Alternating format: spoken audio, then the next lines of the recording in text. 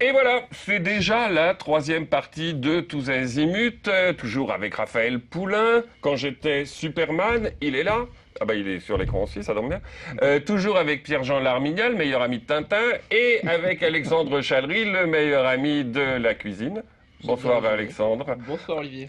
Vous allez nous parler de cuisine, vous allez faire le questionnaire culinaire de l'invité et tout ça dans un instant. Raphaël Poulain, c'est drôle, mais c'est quand on tape sur Google, alors on trouve plein de choses sur vous, et puis on voit aussi cette photo d'un Raphaël Poulain assez connu qui s'appelle Rufus en fait, parce que c'est le nom de Rufus dans le fabuleux destin d'Amélie Poulain. C'est le nom du père, ouais, c'est le nom du le père d'Amélie s'appelle Raphaël Poulain. Vous voyez, vous aurez au moins appris quelque chose. Bon. Vous êtes ami avec Tahar Rahim, l'interprète du prophète de Jacques Audiard. C'est lui qui vous a donné l'envie de devenir acteur ou comme vous nous le disiez tout à l'heure, ça date de bien avant le rugby? Ça date au collège et au lycée. J'ai fait 3 pièces de théâtre où j'avais pris mon pied. Après, on m'a dit que j'avais le gabarit pour jouer au rugby et j'y suis allé les 2 pieds, les mains et la tête. Donc voilà, après c'est ce qui est écrit dans le bouquin. Et en 2005, quand j'arrête, je reprends des cours. Donc je connais, enfin Dominique Besnéer m'envoie en cours parce que j'ai fait une audition avec lui. Il me dit qu'il y a du talent mais qu'il faut bosser. Je me retrouve en cours avec Tahar et au bout de 2 mois, ben voilà, il payait une piole de 500 € plus les cours qui coûtaient cher et il travaillait la nuit plus la journée pour mettre des CD dans des. Et je lui dis viens habiter à l'appart. Moi avec mon chômage et puis j'avais 70 mètres carrés, j'habitais avec ma coloc. On a fait un petit trio assez sympa pendant 1 an et voilà et on s'est régalé et lui son rêve c'était de tourner avec Audiard et 3 ans plus tard c'est arrivé. Donc on a vécu 1 an et demi ou 2 ans en coloc. Donc voilà, une belle aventure avant qu'il soit connu. Moi, ce qui était drôle, c'est que j'étais en fin de reconnaissance rugbystique et lui était aux prémices de quelque chose qui allait pas le dépasser parce qu'aujourd'hui, il le vit bien. Je suis encore en contact avec lui. Et, on a notre petit traditionnel café du mois ensemble où on se voit pendant une après-midi. Un très bon mec, un mec qui est à l'image de ma carrière dans le rugby, n'a pas fantasmé sa carrière dans le cinéma et c'est aussi pour ça qu'il l'a fait entièrement et à 200%. C'est pas anormal du tout que vous soyez amis. Donc, ça a commencé, vous, par des petits rôles dans C'est beau une ville la nuit de Richard Boringer, dans Pars vite et reviens tard de Régis Varnier. Et puis, il y a eu L'apprenti bourreau. Alors, L'apprenti bourreau, racontez-nous ça, c'est génial. J'ai fait un casting au mois de juin 2006 pour faire la dernière nuit pour Marie Stuart avec Isabelle Adjani. Au théâtre. Et au théâtre. Et je me suis retrouvé à faire 115 représentations muets, donc à la fois acteur et spectateur d'une scène qui allait me dépasser parce que c'était les 2 dernières heures pour Marie Stuart. Et ça a été 115 représentations où j'ai bouffé 115 poulets, où j'ai chialé 345 fois, où je me suis endormi 1 fois, où j'ai fait 3 chutes. Et puis j'étais aussi face à une personne qui, à l'image de Dominici, incarnait le cinéma autant que Dominici incarnait le rugby. Quelqu'un d'entière et adorable et avec un talent monstrueux. Donc voilà, en termes de dépucelage théâtral, je trouvais ça pas mal. Même si j'avais commencé pendant 3 ans au collège et au lycée. Mais là, je suis arrivé dans un truc. J'étais au Marigny et pour moi, le Marigny, c'était ma finale au Parc des Princes. C'est la finale que j'ai jamais jouée aussi au théâtre. Et de commencer comme ça,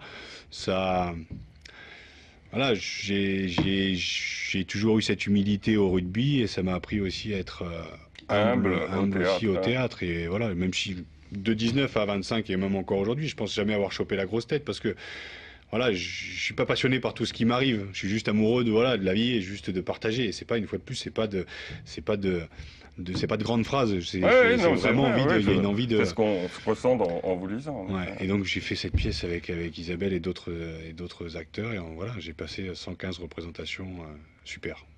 Vraiment. Alors un autre rôle après, parce que là on n'a pas d'image de l'apprenti bourreau avec Adjani, mais on a des images d'une publicité pour le développement durable, pour le ministère de l'Environnement. Vous allez regarder, je pense qu'on va les voir dans les plasmas, vous jouez Tarzan. Alors voilà, et Superman, le voilà. Il est déjà là. Il est déjà là. Hein.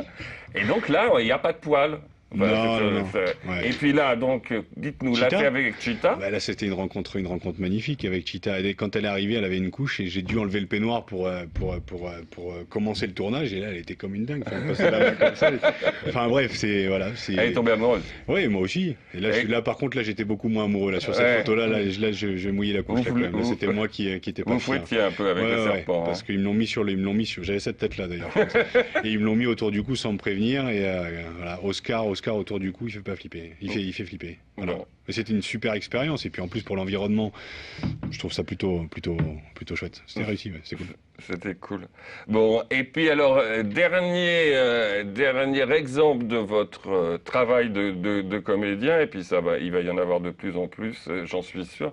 C'est un court-métrage qui s'appelle Munera, et on va regarder les premières images.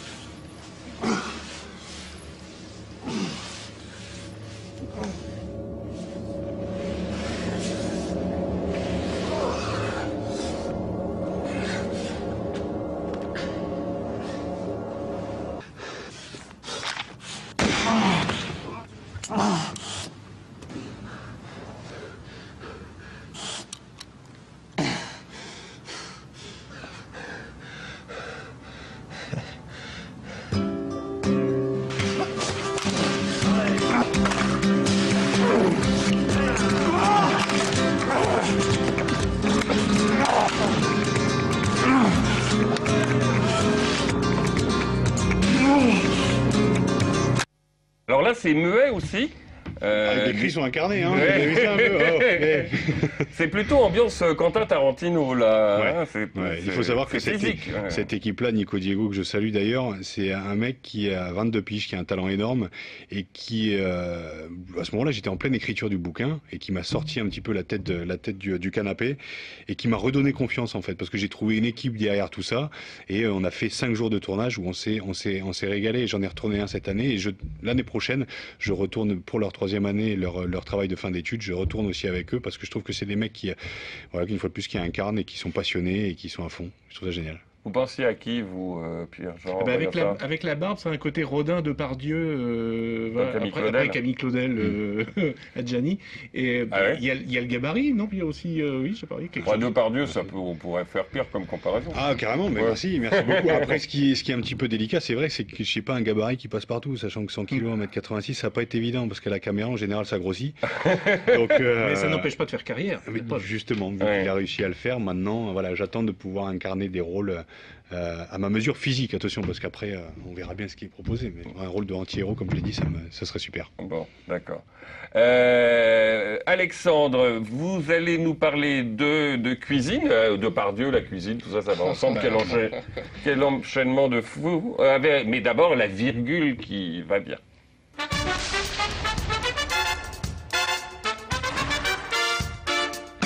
Alors, mon petit Alexandre, vous commencez par questionner notre invité, c'est ça? Exactement, vous avez très bien résumé la situation, Olivier, puisque je vais vous poser des questions. Il va y avoir 2 parties. La première, un petit peu sur le rugby en général, la cuisine et le rugby. Et la deuxième, sur la cuisine et vous. La première question que je vais vous poser, et là on va voir si vous allez me contredire ou pas, c'est... Est-ce que si je vous dis que la cuisine ou le régime alimentaire des rugbyman professionnels ou des sportifs professionnels en général est exclusivement basé sur les féculents, c'est un cliché ou c'est la réalité? C'est pas un cliché, c'est en fait on mange toujours 4 heures avant le match en général, c'est toujours des pâtes avec du poulet, des crudités avant et toujours un peu de riz au lait à la fin. Donc c'est toujours un peu le même schéma, un petit peu le même schéma tous les week-ends. Après, avant les entraînements, c'est clair qu'il faut un petit peu soit du riz, soit des pâtes pour pouvoir encaisser la charge de travail, que ce soit en musculation ou sur le terrain. C'est pas donc non, c'est pas les pâtes sont les bienvenues. Très bien. Et alors, que pensez-vous que les Français à la veille de la finale demain vont manger en Nouvelle-Zélande? Ils vont manger quelque chose de local pour manger du néo-zélandais, ou alors ils vont manger des pâtes? Ils vont bouffer du néo-zélandais sur le terrain, peut-être. peut-être, mais... bouffer des kiwis, j'en sais rien, je sais pas. Ah oui, non, oui. mais des pâtes 4 heures avant le match. Bon, ce qui est dur, c'est que, ah non, j'allais dire à 10h du matin, ce sera 10h française, donc 20h. Je pense qu'ils vont manger vers 16h. Et ils vont manger le régime que je viens de vous dire. Je pense que ce sera ça. Ils vont pas bouffer de l'antilope, ils vont pas bouffer des kangourous. Là, c'est contre la Nouvelle-Zélande. Ils vont pas bouffer de la fougère non plus, sinon ils vont pas faire grand-chose.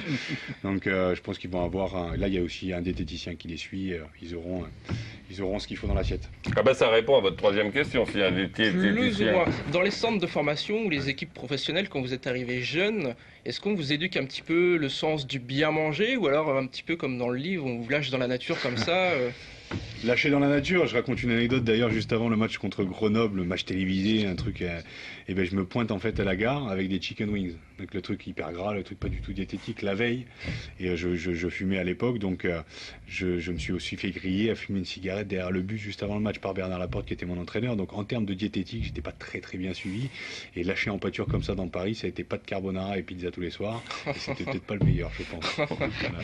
Continuons. On va passer sur la deuxième partie qui concerne un petit peu plus vous.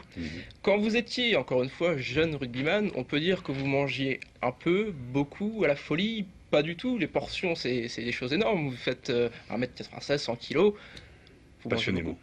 Passionnément. Je suis allé dans la bouffe aussi, j'y suis allé à 200%. C'était voilà, je me suis lâché aussi sur la bouffe, c'était bien. D'accord, autre question. Comment avez-vous vécu la transition de l'opulence, entre guillemets, où vous étiez jeune, vous étiez riche, vous avez de l'argent, vous mangiez ce que vous voulez, et puis au bout d'un moment, vous êtes au RSA, au niveau culinaire, il se passe des choses, vous mangez plus pareil, est-ce que vous avez des privations, des choses comme ça ou... Pas des privations, mais c'est sûr que c'est délicat. J'ai une personne aussi de mes proches, je vais pas faire chialer, mais qui a chopé un cancer. Et donc j'ai commencé à regarder un petit peu ce que je mettais dans mon assiette. Et c'est vrai qu'aujourd'hui, pour bien manger, il faut manger bio. Et le bio coûte cher, il faudrait le démocratiser. Et c'est ce qui m'ennuie un peu, le fait justement de pas avoir trop d'argent pour bouffer, parce que je suis beaucoup moins excessif dans mes achats de téléphone portable et tout ça, parce que je trouve que voilà, tout ce côté consumériste à vouloir se remplir de plein de trucs, ça me dépasse un petit peu. Par contre, de bien manger, je pense que ça devrait être accessible à tous. Et le bio aujourd'hui, j'ai moins de moyens pour m'en acheter et ça m'emmerde un petit peu. Voilà. D'accord. Voilà. Donc le régime alimentaire a un petit peu changé, en attendant que le bouquin se vende, et je mettrai du bio dans mon assiette. Très bien, dernière question, elle est un petit peu plus personnelle, un petit peu plus marrante. Votre force, vos muscles, ils viennent d'où? Vous avez abusé des épinards comme Popeye quand vous étiez jeune? Et si vous me répondez oui, je mets directement comme ça en rentrant. Non, c'est pas les épinards, je pense qu'il y a eu de la betterave. J'ai bu beaucoup de lait quand j'étais petit. La betterave à cause de la Picardie. La Picardie, bien sûr. Et j'ai bu beaucoup de lait, beaucoup de céréales, et puis voilà, je pense qu'après c'est un tempérament, c'est un physique, j'ai pas eu de régime particulier. Je pense que j'ai toujours aimé la bonne bouffe. J'ai mon père qui cuisine hyper bien, j'ai ma mère qui cuisine pas du tout bien, et mon père qui cuisine bien. Voilà, je me souviens, voilà, mais j'ai toujours bien mangé. Je me suis, j'ai eu une éducation culinaire qui est plutôt pas mal, même si je sais même pas me faire cuire un œuf. Mais bon, moi j'ai eu des bonnes bases grâce à mon père, puis je viens de la campagne, donc j'avais toujours des bons produits. J'allais chercher le lait à la ferme, donc voilà, on savait d'où ça venait. Il y avait encore. En Picardie, il y a une chose que j'adore, moi, c'est la ficelle picarde. Ouais, super bon, c'est crêpe avec une sauce béchamel. Avec une crêpe fourrée, quoi. Ouais. Qu'est-ce que c'est bon, ça. C'est léger, ça, le béchamel, non? C'est quand même énorme, c'est que ça, je l'ai découvert il y a 3 semaines en allant à Amiens. J'en ai mangé une en allant à Amiens il y a 3 semaines, j'en avais jamais mangé. Ah, d'accord. Il est jamais trop tard. Oui, mais... Alexandre, juste la recette, parce qu'on est en retard. Ça, c'est quoi, alors? Alors, je vous ai préparé une petite recette avec le thème rugby. La dernière fois, j'étais venu, je vous avais fait c'est pas invisible, a priori. Je vous avais fait une recette un peu originale avec une cuisson au fer à repasser. Ouais. Là, je suis resté plus classique, mais je suis resté dans le thème de cuisiner pas cher avec les restes. Et puis là, un peu dans le bien manger, rugbyman, les féculents, quelque chose harmonieux. Et donc là... Ah oui, il y a des pâtes, quoi. Il y a des pâtes. C'est des papillons. Exactement. Je voulais faire une recette pour l'apéritif, parce que c'est vrai que parfois on a des amis qui arrivent à l'improviste comme ça, qui débarquent chez nous et on est un peu en panique, on n'a rien à leur proposer, on n'a rien dans le frigo, on a simplement les restes de la veille ou du week-end.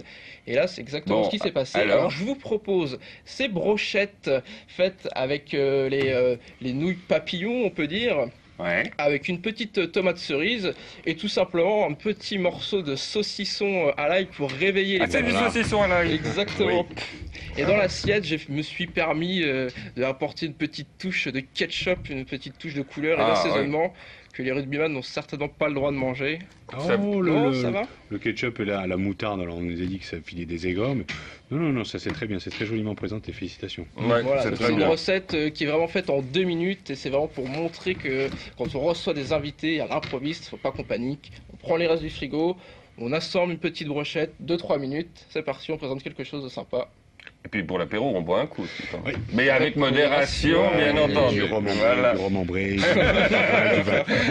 Ça c'est bon aussi, ça fait partie du groupe. Raphaël, on va pas tarder à se quitter.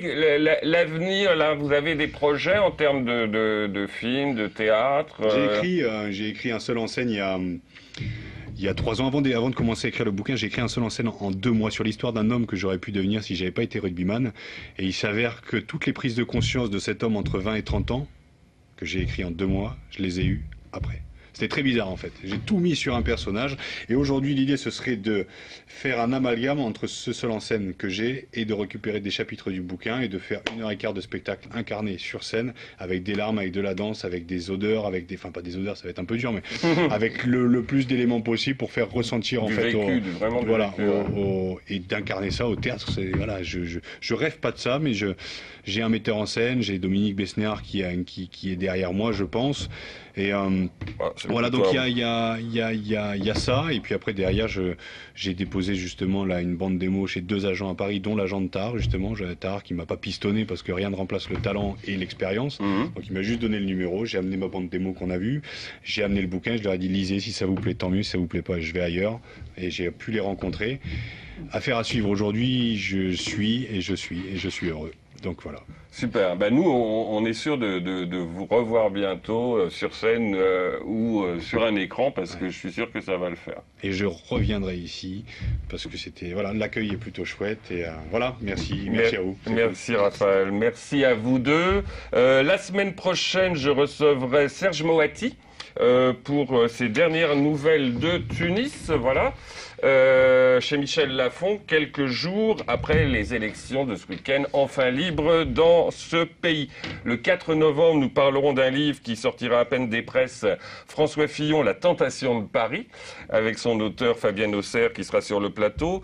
Et je recevrai également le journaliste Marc Fressoz qui viendra nous parler de son livre FGV, Faillite à grande vitesse, c'est sur le TGV, avec Pierre Lolès.